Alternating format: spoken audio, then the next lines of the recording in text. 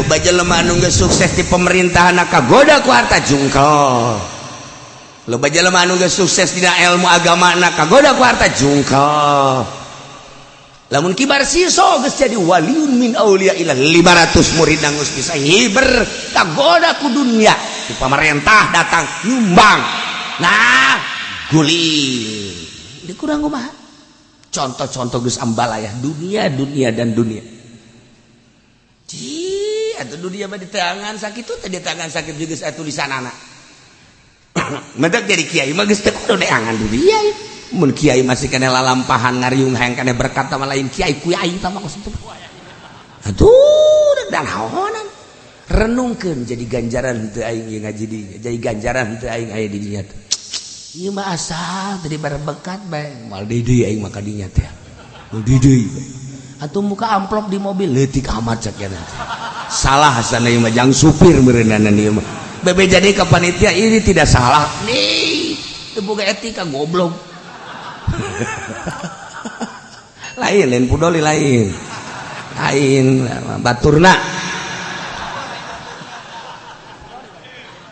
teh di dunia na capek ngurusan harta paeh nyawa keluar kafir berarti disiksa na fayu'adzibuhum fil akhirati asyaddal azab ya Allah billahi minasyaitonir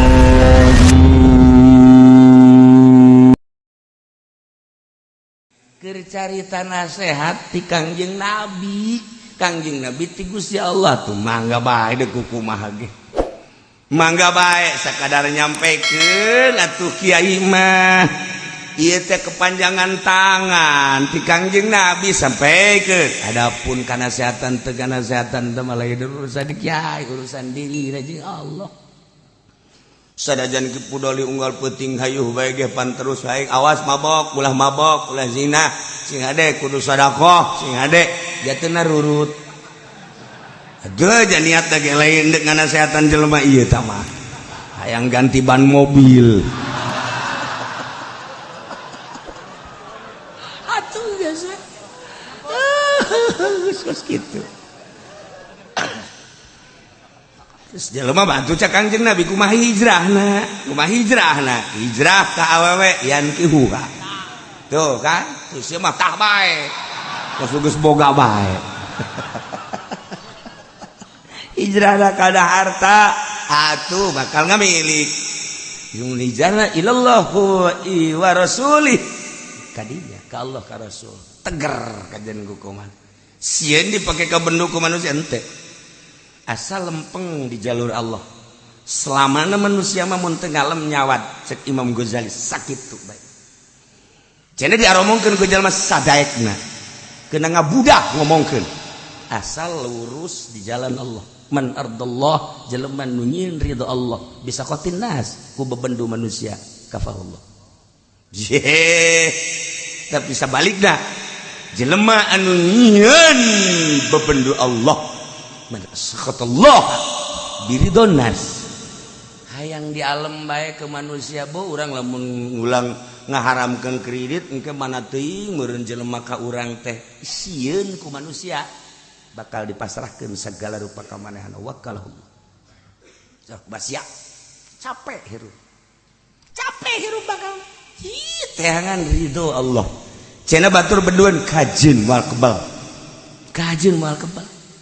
Bo jelema ngaromongkeun antapkeun sadaekna ngomong ieu sapira ngomong. Citu eta prinsip ngaranna. Fala tu'jibka amwaluhum wala auladuhum kade ulah kabong broy ku harta kafir ku harta kupar ulah kabong broy ku anak-anak kupar kadengena teh kupar matu boga pabrik anu beh tuh anakna nu sakola di Australia nu sakola di Amerika nu sakola di Jerman nu sakola di Yapan nu sakola di RRC kabita ku anak-anak kafir kos kitu ulah fala tu'jibka amwaluhum wala auladuhum ulah kabita ulah kabongbro emang innama yuridu Allahu liyu'adzibahum saya lian Allah ngarepkeun ka para kupar-kuparku hartana para kupar-kuparku anakna eta teh semata-mata dibere ku Gusti Allah renganan deuk disiksa ku Gusti Allah lain sakadar siksa sembarangan siksa renganan siksana di dunia wal akhirah dunia siksa akhiratna disiksa ih kadeleuna ku mata nafsu urang nyana bahagia padahal capek liu'adzibahum biha fil hayatid dunya dina mimiti harta neanganana ge manehanana geus kasiksa kafir teh uja-uji asup ka rumus perekonomian untung rugi terus bae nyalaman teh nyaritakeun soal hukum-hukum anu penting mah keuntungan kumacarana dibeakeun jeung dikerahkeun pola pikir teh jang sakadar ngumpul-ngumpul harta penting berang terus we istirahatna harta teh akal teh pikiran teh jang ngumpul-ngumpul dunia terus deh pikiran ke akhirat kafir capek mulai rada kumpul harta teh dibudakeun manehanana mimiti pikiranana jang harta kuari geus aya perusahaan teh material teh geus aya perusahaan teh segala limbah teh dan lain sebagainya mobil geus boga beki tambah pemikiran tentang dunia nyen satpam nyana kasinan besi anu maling dirorowot ku pemuda nyeri hatena terus mobilna kudu make satpam ya urusan anakan dunia wani mayar capek eta hirup kos kitu teh emang merdeka teu merdeka mulai berurusan sautak saeutik lantaran manehanana boga usaha teh di dinya ya kepala desa anu minta kontribusi lantarannya anak ngumpul harta teh berat make perhitungan pemuda Pancasila datang ka dinya teh lantaran ieu sahibul wilayah mau tidak mau kudu aya uang jago berat galuarkeun anak capek hate teh siksa dunia ieu siksa harta eta kos kitu siksa hati mulai pajak terus tapi ku Gusti Allah teh dibere luhur gede nyen pabrik di dia karyawan dicekek ku manehana demi kemajuan hartana sorangan terus saya demo kajen teh nyogok yana ka DPR nu penting ieu untung rugi daripada naikkeun gaji karyawan mendingan nyogok ka Depnaker geus kos kitu hitung-hitunganana Al-Quran eta sampaikeun ka dinya nyaritakeunana nyaho ka Depnaker sagarayat insyaallah luar biasa ya Allah ya Rabb hitung-hitunganana untungan mana naikkeun gaji ieu jeung nyogok ka dieu seperti kos kitu tah aya polisi nu urak-wiri cakal polisina bayar amankeun buru amankeun geus kaluarkeun anu nakal kaluarkeun bayar harta mah kos kitu main nya terus jadilah nyana hartawan jadilah nyana jutawan kamana-mana diaping kahayangna kos kitu harta mah eta teh lain merdeka capek eta teh nah ieu teh kade Muhammad dibere harta kitu teh istidraj disungkun ku aing latas tahsin ni'amana alaihim ulah nganggap bagus nikmatku ku aing dibikeun ka manehanana harta berlimpah ulah nganggap bagus ku aing kanikmatan nu dibikeun ka manehanana anakna jararadi fahiya istidrajun ku aing teh dibongbroy be padahal capek hatena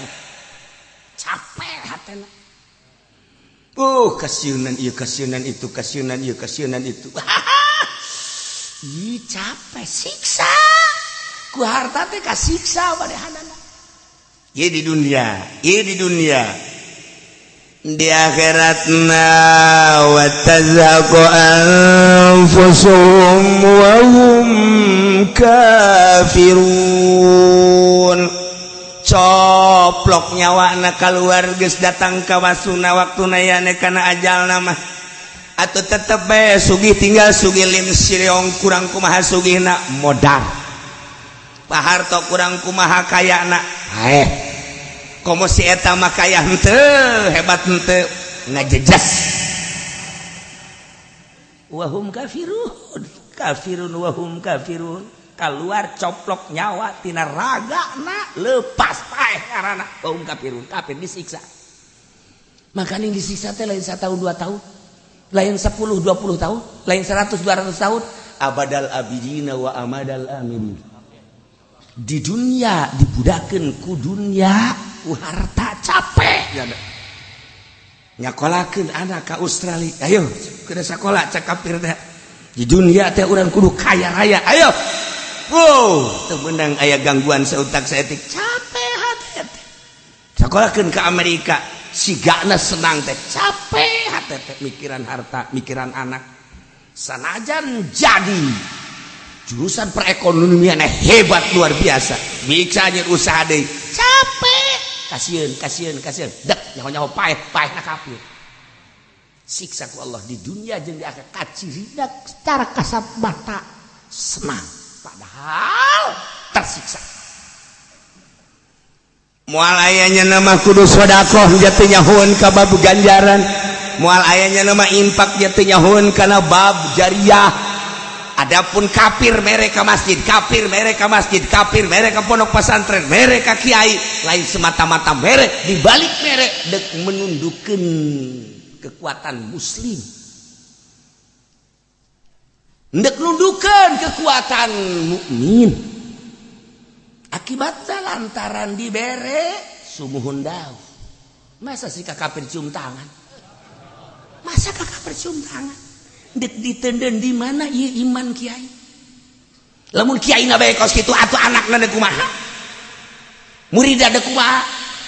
Nu atak lamun aya kiai narima aju cium tangan, eta teh jelema nu nyakolakeun kadinya, nu masalkan ke kadinya bapana. Eta mah geus bae bapana tololna ge di atas tolol, ti tolol ka tolol teh 2 kilo eta. Mbahna tolol maksudna. Atuh kiai ge kos ditu, ente diantepkeun atuh anak kena ngaji di dinya. Awas ya, kebelah dituna lamun Allah murka dicabut imanna kiaina, aju terus ka muridna, naudzubillah min zalik. Cabut anak. Boleh pesantren ge kiai modal kos karena itu. Ieu Quran teh sih. Ulah tah. Geus saquran aya teu talar mah ja ikra pohoan bae ayat ieu bae talar. Ikra pohoan bae iqra bismi rabbikal ladzi khalaqal insana min 'alaq iqra wa rabbukal akramul ladzi 'allama bil qalam iqra bismi rabbikal ladzi khalaqal insana min 'alaq iqra wa rabbukal akramul ladzi 'allama bil qalam iqra bismi rabbikal iqra. Ye, cak makmum aing asana bolak-balik di dieu bae. Imam blongan ya imam dia. Gara-gara teu boga pamajikan jadi kieu ya imam ya. Ya Allah, ya Rabbi. Masya Allah. Deres tama, masih keneh baca Fatihah. Ya imam teu baca Fatihah. Allahu Akbar. Datang bismillahirrahmanirrahim. Qul ya ayyuhal kafirun. Aya nu naon kitu ngaran dedeh. Qul ya ayyuhal kafirun. Dedeh dahem lain naon sih mah. Nya ge bingung emang naon dia. Bingung nya ge. Tah aya nu di tukang Al-Fatihah. Langsung bismillahirrahmanirrahim. Alhamdulillahirabbil alamin. Tambah tahlil tolol. Ieu gara-gara teu boga pamajikan kos kitu. Madak imam teh hiji nu kasep, 2 nu boga pamajikan, 3 nu sugih, 4 nu pinter, eta syarat dari imam Jumat. Maksudna supaya imam teh tegep ngimamanana makmumna ka bawageuna. Kasep bacaanana bagus, pamajikanana geulis, bila perlu 2. Oh, zaman. Sugih, jadi jalan teu loba pikiran. Ngimaman teh khusyuk. sholli fardhu Jumat Allahu akbar ngeunaheun kan tegep ieu imam anu bangsa komo teu boga pamajikan mah kan aya dina hateun aing ira kawinnya ira geus lah jadikeun imam kos kitu mah makruh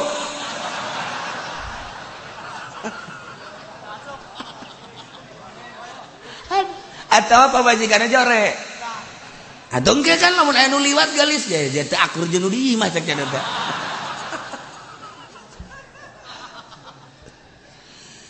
Ala tu'jibka amwaluhum wala auladuhum ulah ngajadikeun heran urang mah deuleu kafir naik baby band waduh tah ku sakieu bae ge doraka sia doraka malah tu'jibka amwaluhum berarti sia abong bro eta kos kitu ulah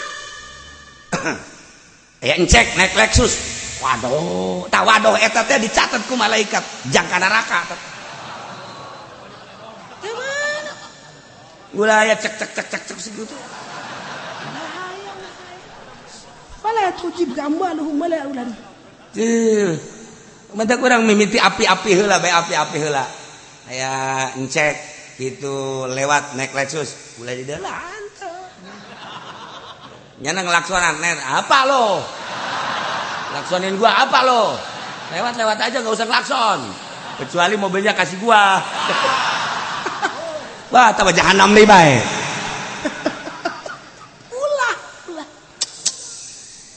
Urang dek galadenan ka kafir teh lantaran urang kabong boroy ku harta kafir. Urang dek lapan sepatu kabong boroy ku harta kafir. Urang dek jadi hadam kafir teh lantaran kabong boroy ku harta kafir. Nah, ieu jelema anu kabong boroy ku harta kafir daek ngelapan sapatuna, daek sasapu, daek rugi nage lain rugi letik-letik teh jelema. Je aya teh jelema anu jadi pangladan kafir barang ngaji ka dieu teh nya kieu nya saknya teh aya aing. Waduh jadi hadam kafir di akhirat can karuhan aing kuari galadan kafir. Balik ngaji ti dieu balik ngaji langsung manehna bebeja ka bosna. Bos. Ada abang mau saya berhenti kerja. Kenapa kamu berhenti kerja?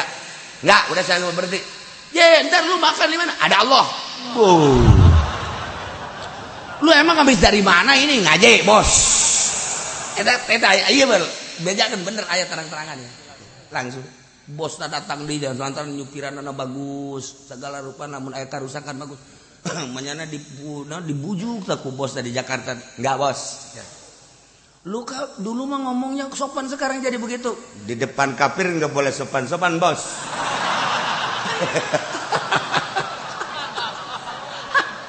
Hebat aja lo bang, urang rangkas coba dibayar bang. Yes. Lu nanti mau usaha apa? Urusan saya bos, urusan saya. Lu kalau mau berhenti karena kamu berhentinya semau kemauan lo, gua nggak kasih gaji lo, biarin bos, makan gaji saya sama bos semua. Kagetin bosnya kagetin. Kita iman torojol datang nambahan ka dieu. Masya Allah, hayang saja nih deh. Aja ku ari nu sugih atuh.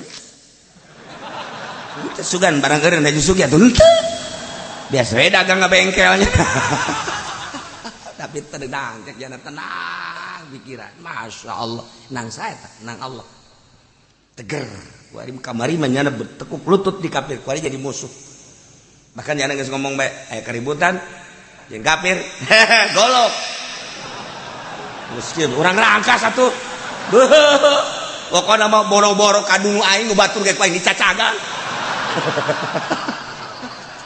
sia orang rangkasa. Masya Allah. Nah, ulah kabong broy, ulah kabita, ulah resep ke harta-harta kafir. Ke anak-anak kafir istidraj panyungkun ti Gusti Allah. Innama yuridullahu liyu'adzibahum. Daya lian Allah teh kitu ka kafir teh. Dihayukeun ku Gusti Allah teh. Ieu istidraj disungkun manehanana ku Gusti Allah. Sebab dunia adalah jannatul kafirin. Sakada di dunia nya masa senangan teh salin ganti awewe di hotel wajar sebab surga na. Engke di akhirat tinggal meuleum na bae tinggal dibeuleum diojaikeun di neraka. orang makan di dunia teh orang mah sempit kadelena sempit sote padahal lamun naik derajat justru orang jadi merdeka. Sempit sote kehalangan ku larangan-larangan.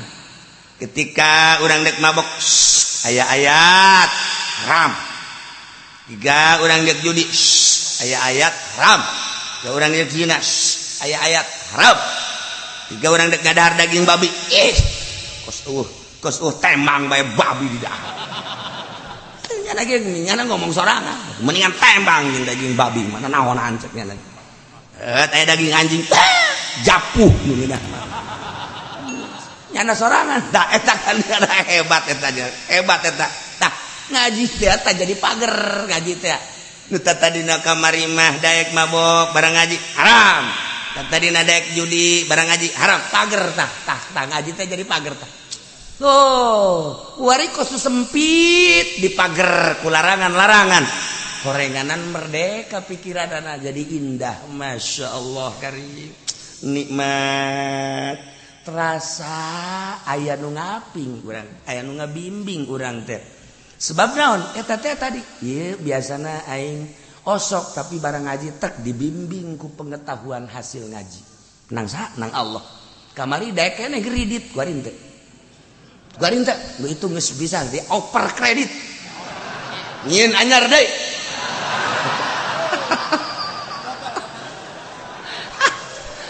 Teu beres jelema ieu. Masya Allah larangan. Nginget jana.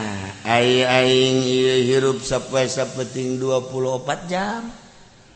Di antara 24 jam teh anu pake nyambung ka Gusti Allah teh sabaraha jam. Lamun waliullah mah ulah aya goplah sadetik samenit ge ulah aya goplah. Ketika goplah nyarekanan diri sorangan. Ai awak sia teh cek wali, pasti poho ka Allah detik eta, menit eta, jam eta aya naon sih sia? Waliullah geus jarekanan sorangan. Kadanan aing cara waliullah atuh keur salat aing teh bisa nikmat ibadah. Ieu kunaon ieu? Di antara 24 jam digunakeun pake naon? Potong sare, potong leha-leha dan ngan sabaraha menit urang salat ka Gusti Allah teh? 10 menit kali 5 berarti 50 menit aya sajam.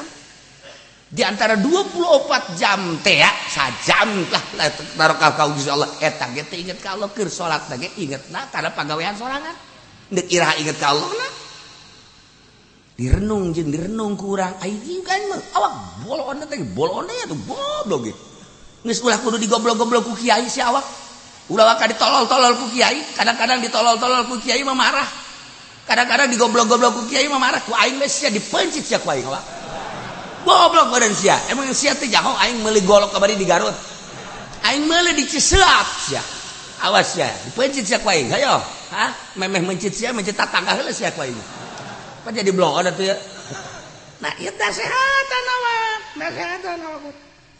nasehatan 24 jam per hari kuari umur sia geus sabaraha umur sia kuari geus sabaraha awak geus aya cenah 70 mah atuh sia can bener-bener goblok itu sia huis geus di luhur geus dihandap.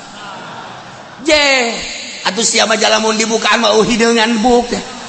Kabeh huis kabeh kaliang-liang irung pinu ku huis. Atuh kunaon sia atuh eta ai salat teh husu-husu ka mah goblok sia jeung hayang kawin deui tolol beureunan. Ieu nasehatan awak urang. Nasehatan awak urang. Ih, kumaha lalakona ieu teh sia. Singgal sajeungkal deui ka kuburan. Iya maksudnya masalah tamah ada kawin mah masalah kan iya permasalahan ada can khusus sholat can khusus sholat ieu aya aturan keur sholat nya main HP keur sholat diasupkeun deui mantas mun bisa meureun keur sholat ya cara mah order karung goni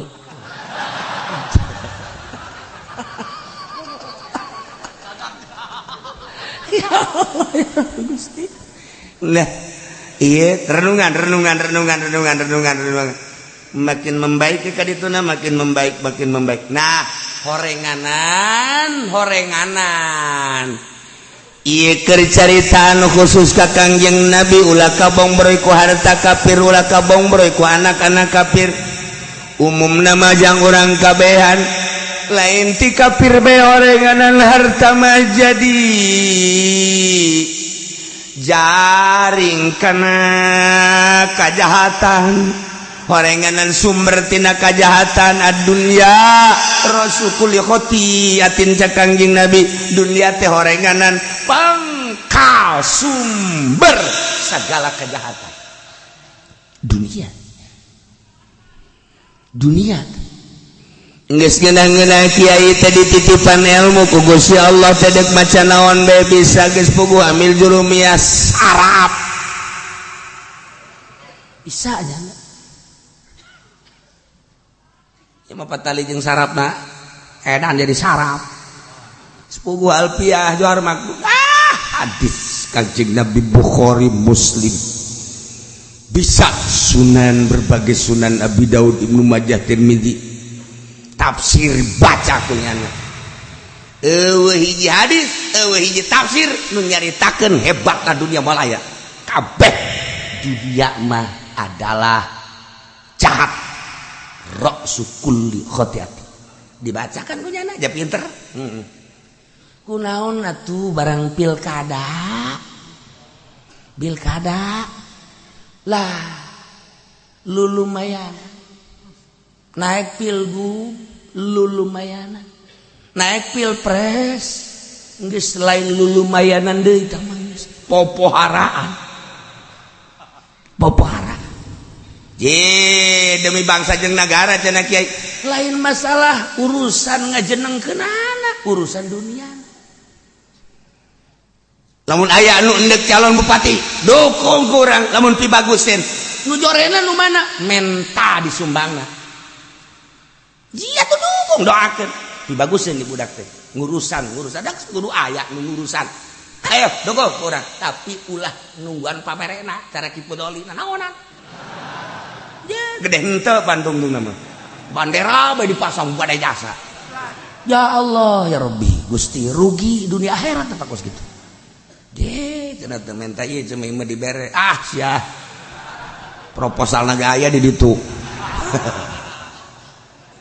tah ieu ayo deuk aya pilgub dukung ngan teliti heula ku urang rencana jeung rencanana ieu jana mulai jadi lamun jadi gubernur rencanana neuk naon ieu kemasyarakatan ayo kumaha nah dukung kurang doakeun kurang tapi ulah nyokot duit nak sakitu cenah tuku kiai maksudna ge eta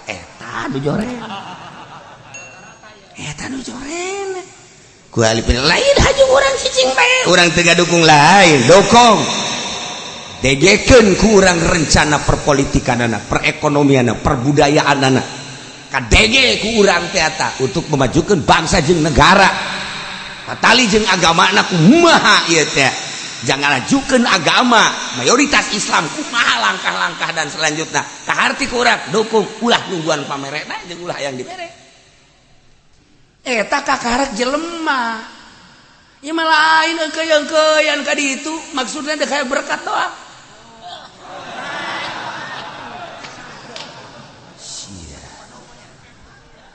tuh tanya anu di luar naon cenah eta sak aing di jero ngajina nu di luar teh naon cenah eta naon ayo sia geus ku aing bae geus lah ieu mah keur carita dunia kabong berai urang ku dunia nah mulai ngaji goyang Karawang goyang neunah ngaji mah pan beda mulai diliburkeun mulai nah ieu kagoda ku dunia takos kitu tah mulai kurang eksis dina ngaji kaluarna lain bening deui lain cahaya deui kotor buat karena kolbuna teu dibersihan kaluar teh kapan kadengena mah kosorak padahal eta kan sinar ilmu nu kaluar lamun murni ngeunaheun kadengena mantak loba nu keur ngaji es eta teh ku ngeunaheun-ngeunaheunana campur jeung jurig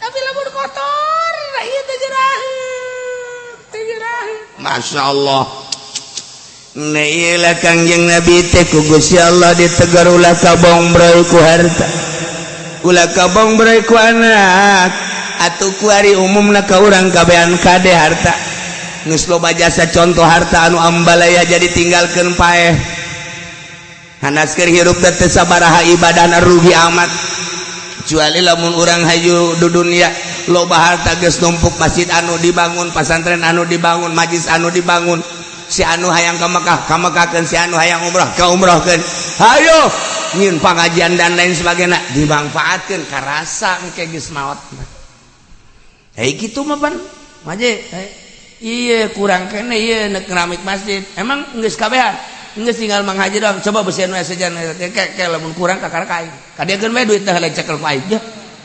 asana maka keramik ieu asal geus duit dicekel ku jana we atuh geus beres dipake dagang heula. Masya Allah istidraj ya harta sih ada harta lo baca lemah anu geus sukses di pemerintahan kagoda ku harta jungkel lo baca lemah anu geus sukses dina ilmu agama kagoda ku harta jungkel lamun kibar siso geus jadi waliun min aulia ilah 500 murid nang geus bisa hiber kagoda ku dunia di pemerintah datang nyumbang nah guling dikurang kumaha contoh-contoh geus ambalayah dunia dan dunia atuh dunia mah di tangan sakit teh di tangan sakit juga geus tulisanana mentek jadi kiai mah geus teu kudu deangan dunia mun kiai masih kena lalampahan ngariung hayang kena berkat sama lain kiai aing tah mah kitu aduh dan haonan renungkeun jadi ganjaran teu aing ngaji dieu jadi ganjaran teu aing aya di dinya teh ieu mah asal tadi berbekat bae mal deui aing mah kadinya teh mal deui atuh muka amplop di mobil leutik amat sakieu salah asana ieu mah jang supir meureunana ieu mah bebe jadi ka panitia ini tidak salah nih teu boga etika goblok lain pudoli lain baturna di dunia nak capek ngurusan harta paeh nyawa keluar kafir berarti disiksa na fa yu'adzibuhum fil akhirati asyaddal azab ya Allah wa yahlifuna billahi innahum laminkum wa ma hum minkum kufar munafikin tesararumpa ka Allah innahum laminkum bahwa manehanana teh aya di golongan aranjeun gabe aya mukminuna di hadapan mukmin tesararumpa bahwa manehanana teh ngaku mukmin padahal mah wa ma hum minkum padahal mah teu sabakatul hiber acan nya iman teu iman sama sekali Masya Allah ieu ku ari di urang teh ya Allah anu pake dalil teh bineka tunggal ika kula sok mengamati kula mah HP teu boga TV teu boga tapi sok mengamati dengan dalil bineka tunggal ika kok anu di luar kamanehanana teu dianggap bineka tunggal ika berarti salah bineka tunggal ika kejang mengkelompokkan dirina salah anu dianggap lamun kiai henteu akur jeung jana dianggap teroris tidak bineka tunggal ika jadi dijadikan senjata bineka tunggal ika nah ieu teh kafir sumpah di hareupeun mukminun bahwa nyana ge ieu akur jeung nyana kelompok mukmin padahal mawa mahum minkum teh sae tiga-tiga acan kafir ketika babarengan jeung mukmin nyana teh milu mensejajarkan diri adaptasi wow luar biasa nyana ngadempet mukmin nyet berdekatan jeung kiai dan lain-lain sebagainya sebab nyana kan minoritas nyana teh kudu berdampingan jeung kiai nganggap ideologina sarua dan lain sebagainya sarua bahkan make kopiah bahkan make samping make samping make kopiah tasbih mawa kafir padahal kafir. Ya Allah ya Rabbi. Eta tah. Nyana teh naon kitu ngaranna adaptasi teh datang ka kos kitu. Adaptasi teh datang ka kos kitu. Ngomong lemah lembut dan lain sebagainya. Di balik eta teh padahal mah eta teh dek nyokot hate urang. Dek galuluhkeun urang. Ke satu saat urang bakal ditincak ku manehana. Wa yahlifuna billahi innakum laminkum wa ma hum minkum. Padahal mah walakinnahum qaumun yafraqun. Nyana pasar mah kaum anu sieun, kaum mukminin teh sieun sabarna mah. Ulah-ulah yang naon kagarak dibere demo 212 bae ge. Sieun kafir teh gadege Allahu Akbar. Allahu Akbar. Sieun. Eta ge encan nyaan eta kagarak lalaudan tah malalagaan. Ke geus nyaanna makan urang Banten teh geus moal make samping moal make calana sataranjang. Orang Banten emang kumaha gitu cenah mah. Pokona geus waya keris tarang haung ge dikeluarkeun ku cenah. Banten emang kumaha gitu. Ieu Banten teh sejarahna lain lalagaan terkenal di luar negeri, di Belanda teh lain lalagaan. Banten. Banten mah pokona mah geus teu nyaho nasehat cenah mah asal perang geus. Banten mah kos kitu cenah mah. Henteu geus teu nyaho eleh teu nyaho menang pokona mah aing mah geus teu nyaho naon mah ka Jakarta we gelut-gelut we pokona mah. Mun ditanya dek ka mana Jakarta, dek naon gelut. Ieu ngagelutan sa pokona saha bae. Banten teh bae. Teu puguh nya mah Banten mah. Ye, tuh geus urang Banten tarurun. Nah, kamari kan jan tarurun tah maka karak lalagaan doang. Je, awas. Deleukeun coba lamun Banten geus turun ka Jakarta. Membabi buta ujianana. Kuari ge aya nu geus kasagolok bae. Kadang-kadang anakna dicoba heula, coba.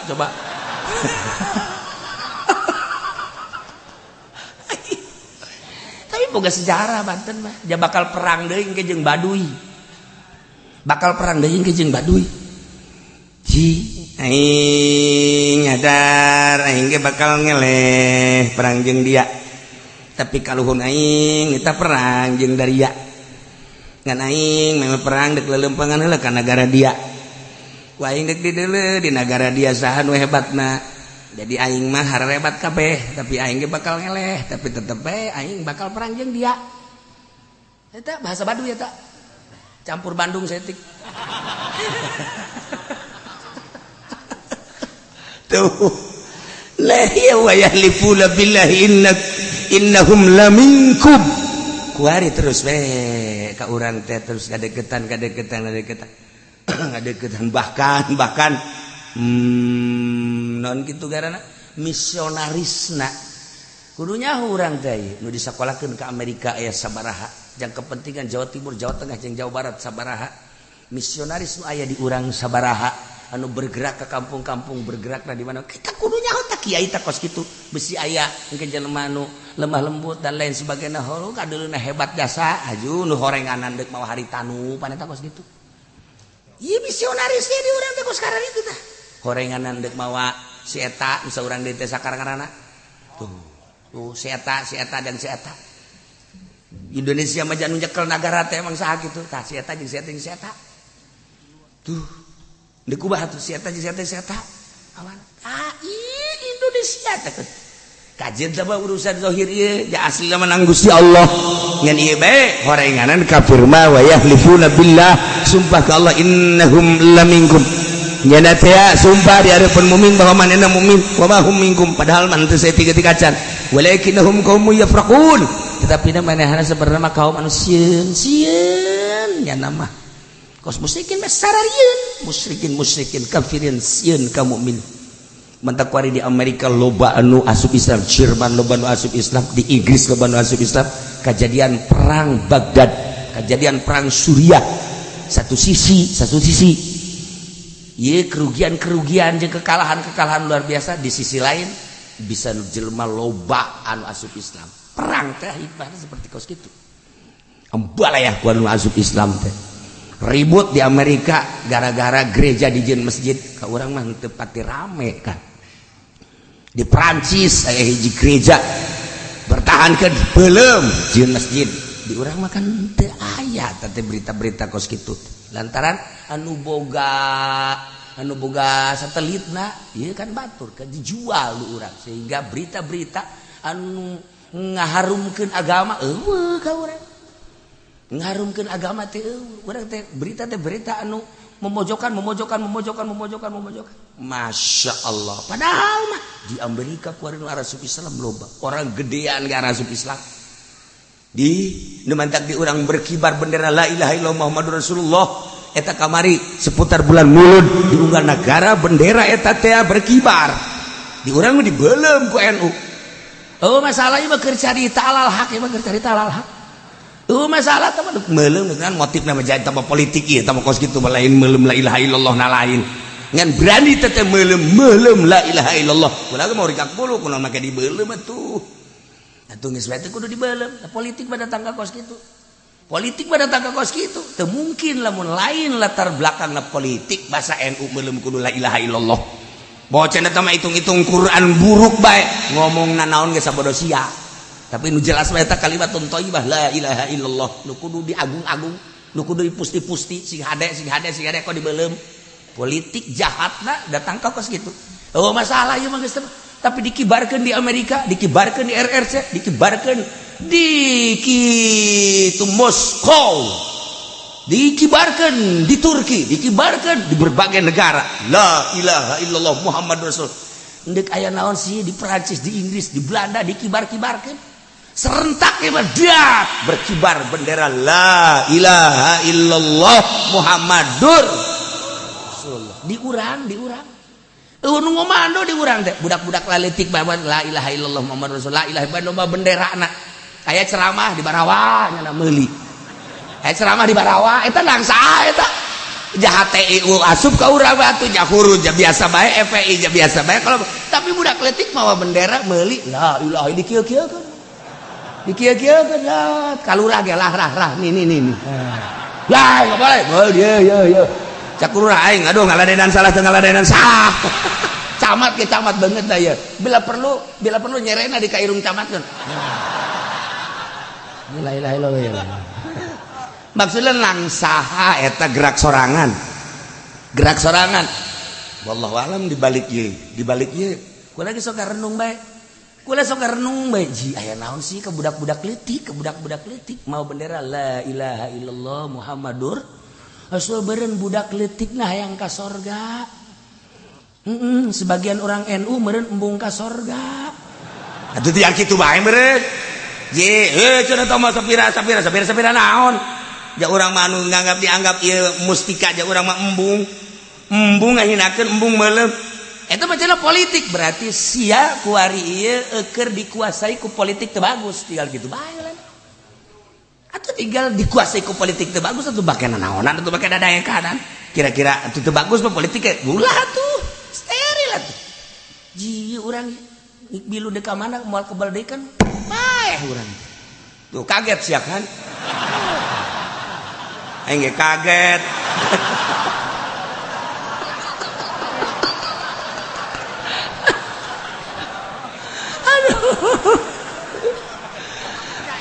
lau yajiduna malja'an aw magharatin aw mudakhala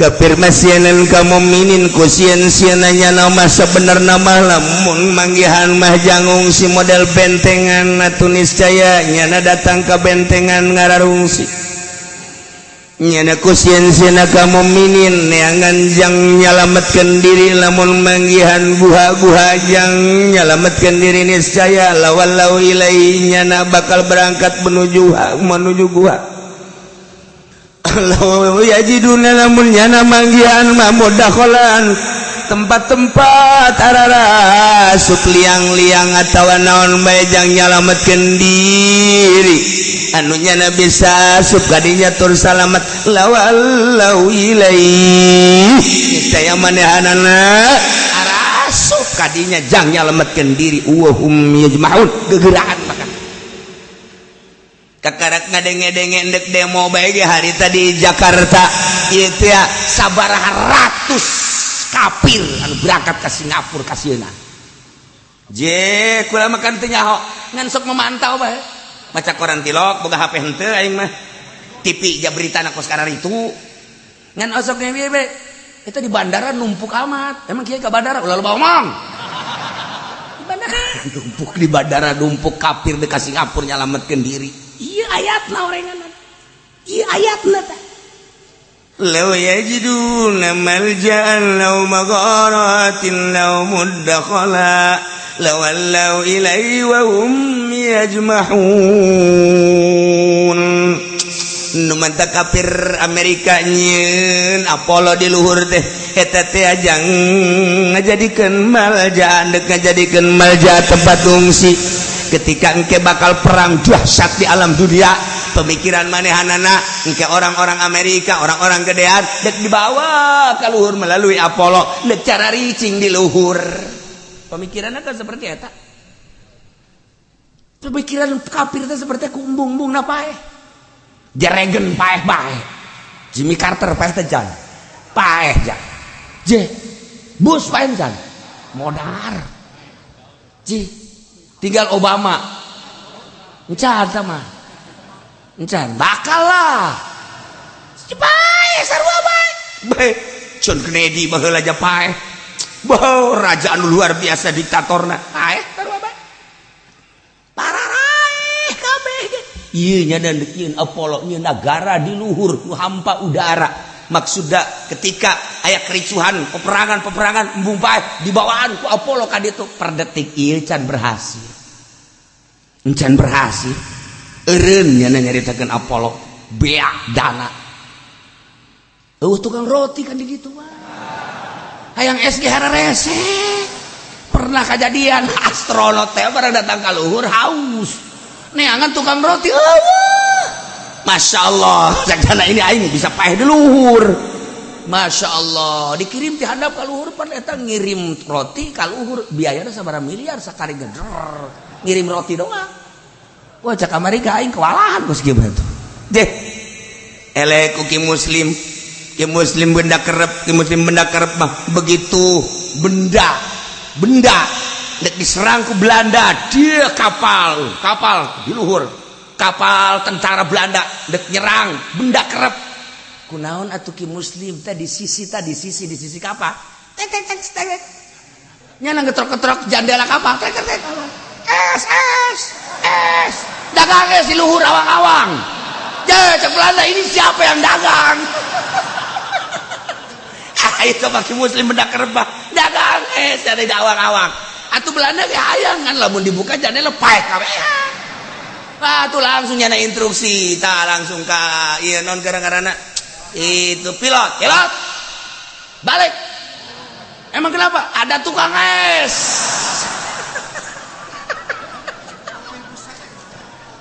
Aku baca bayu. Muslim aja kos kitu teh muslim benda kerep, masya Allah.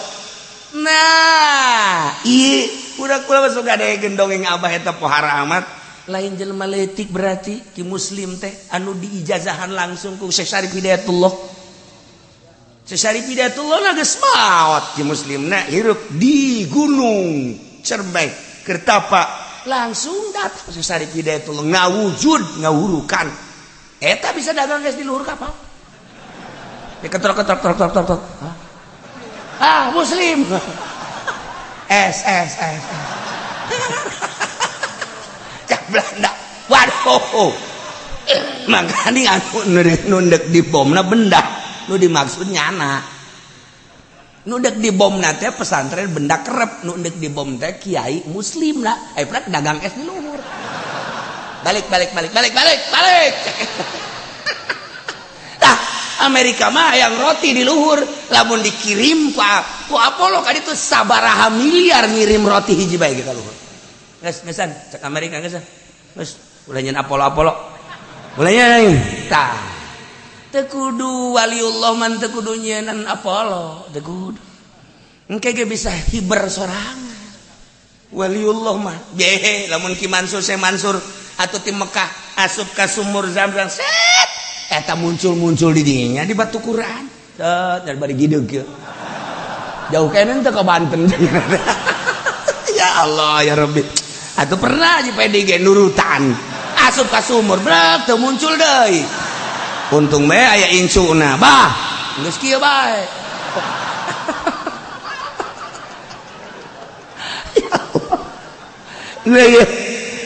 wa yahlifuna billahi innahum laminkum wa ma hum minkum walakinnahum qaumun yafraqun sian law yajiduna malja lamun manehna mararangge jangungsi atuh ngungsi ka Singapura buari masyaallah puluhan ratusan Chinese ngungsi sieun aya urang Islam sieun henteu kawan henteu lamun kemari ieu henteu ditahanan ku polisi teu ditahanan ku toko asana Jakarta Oyag jelema Banten ditahan Serang ditahan Tangerang ditahanan jangan bodok daratan kabeh ka ditu orok datang orok rok orok Banten maksudna atuh orok pandai gelang makan bagi sambel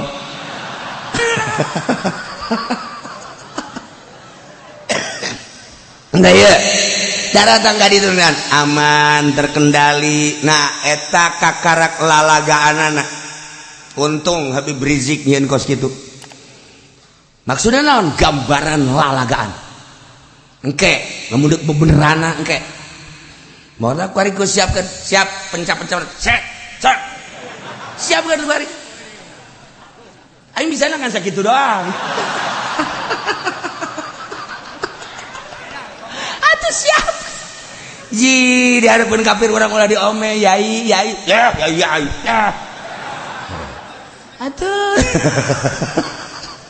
leh horenganan ayat teh ieu mah kebeneran ieu law yajiduna malja mun kafir teh manggihan jang tempat ngungsi benteng misalna bentengan lawallau ilaihi wa hum yajbahun niscayanya na datang kadinya untuk menyelamatkan diri wa hum yajbahun bari gegeraan law yajiduna magharatin lamun manehanana manggihan naon kitu ngaranna guha-guha jang nyalametkeun diri lawallau ilaih wa hum yajmahun cepatnya na kadinya law yajiduna mudakhala lamun manehanana manggihan liang-liang tempat-tempat jang ararasuk maranehana kadinya nyalametkeun diri ku sieun-sieunna ka para mukminin lawallau ilaih niscaya manehana datang kadinya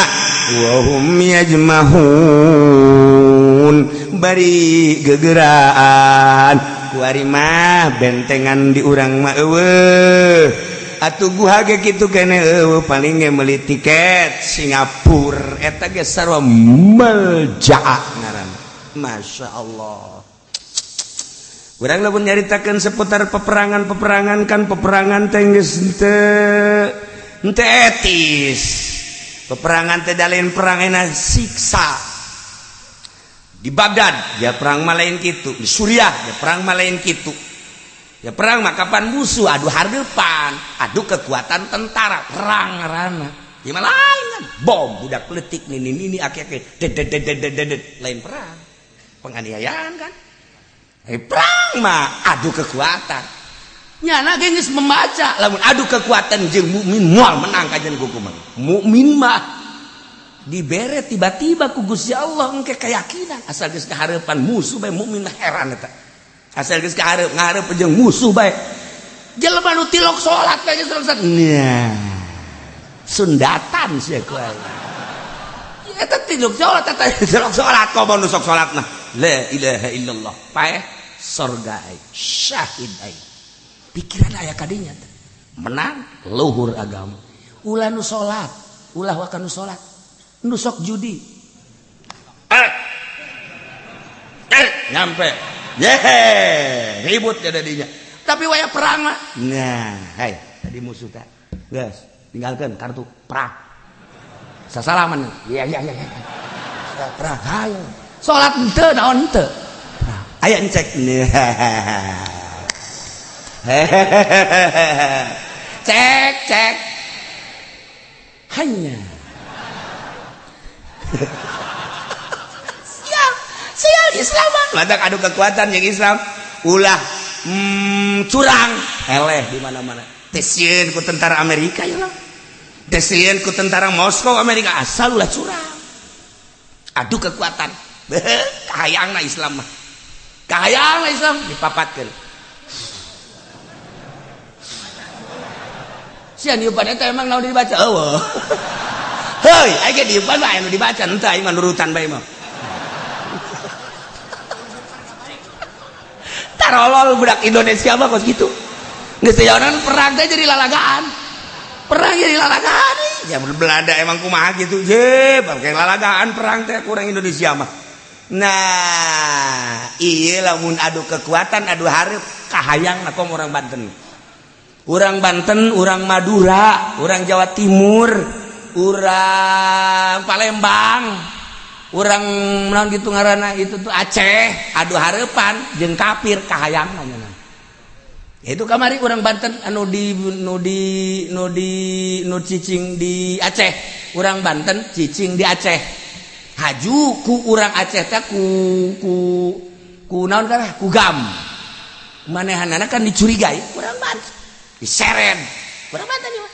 Alal hak diseret. Set. Begitu diajak ka leuweung teh seserian. Begitu diajak ka adu kekuatan, hayo boleh saja. Gelut heula ieu mah gelut di Aceh lain lalagaan gelut ieu mah. Bebeja jelema ka kula. Gelut ieu mah. Eleh itu. Belum ada apa-apanya saja. Banten sial tak kebenaran nu diseretan jago deui. Aduh, kebenaran jasa eta. Atuh lamun Banten sieu mah nu diseretan atuh innalillahi wa inna ilaihi rajiun. Wassalam, selesai geus. Eta ku kabeneran nu gagah deui nu diseret. Watu tenar ku ari di Aceh teh ku ari teh tenar Banten. Eta urang Banten kabeneran jasa masyaallah. Adu kekuatan lain hiji lain dua. Siji dua tilu nyana sorangan menang ada bebeja ka kula eta kula ustad bingung kula ge ustad apa kiai sih namanya cik kula teh mamang eta bisa hebat kos gitu kan pernah kula cenah segala puasa ge lasa parantu sabaraha cakiana tapi ku Allah geus dibere kitu mah timbul keyakinan anyar mukmin mah asal atuh ulah perang ngaluhurkeun agama Allah cewek neng ulah sieun neng satungtung nyawa aya di kandung badan kakak neng pokona ulah sieun kakak kalam dadana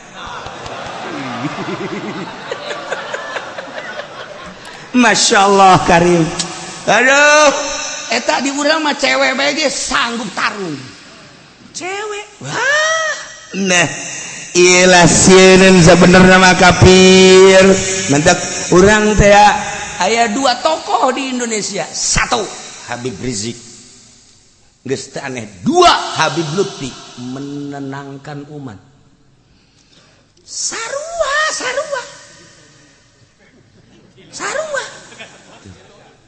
ketika orang nyaritakeun Habib Lutfi tenang nyaritakeun tentang pilpres amati ku urang pilihan nanya kan apa Jokowi apa Prabowo nyana mah lain Jokowi Prabowo ahli toriko menenangkan umat disangka ka Jokowi boleh disangka ka Prabowo hegae nyana mah masalah menenangkan umat supaya tenang datang Habib Rizik tidak mau tahu kita demo lagi takbir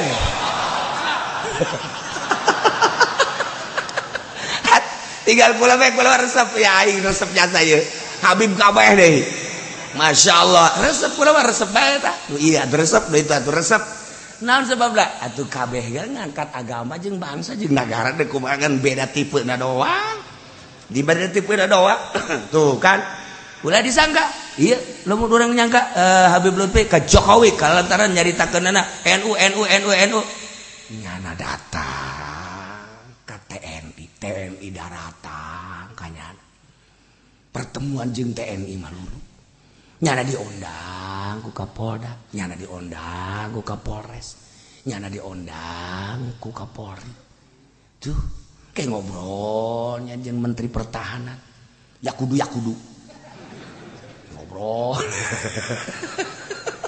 juga tuh segala nu kamari jadi panglima teh sakara gato tuh ngobrol deui jeung tentara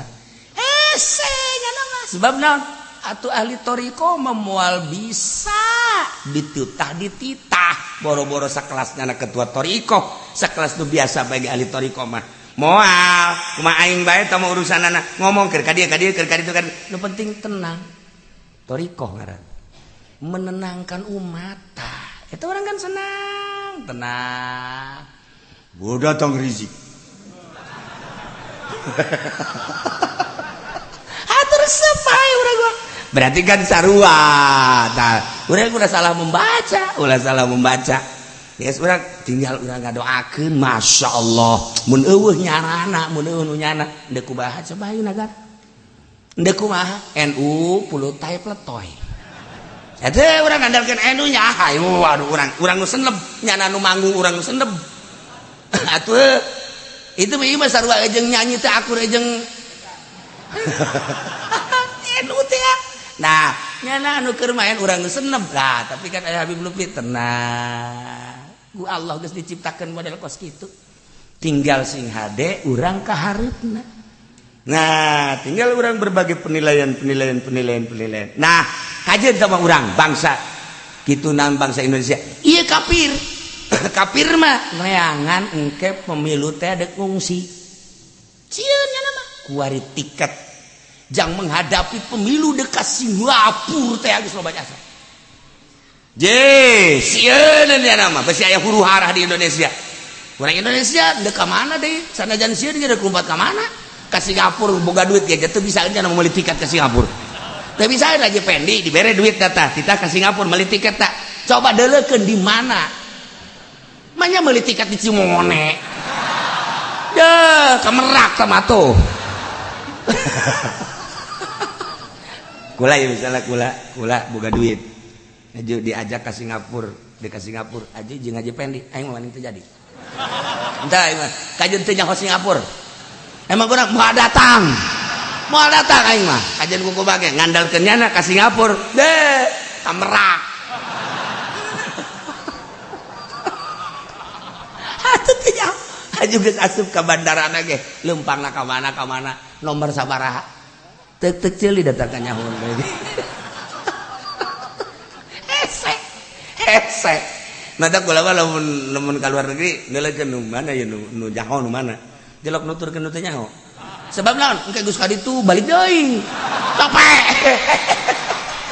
Kula pernah nuturkeun nya pajar nyaho atuh terus bae terus horenganan salah.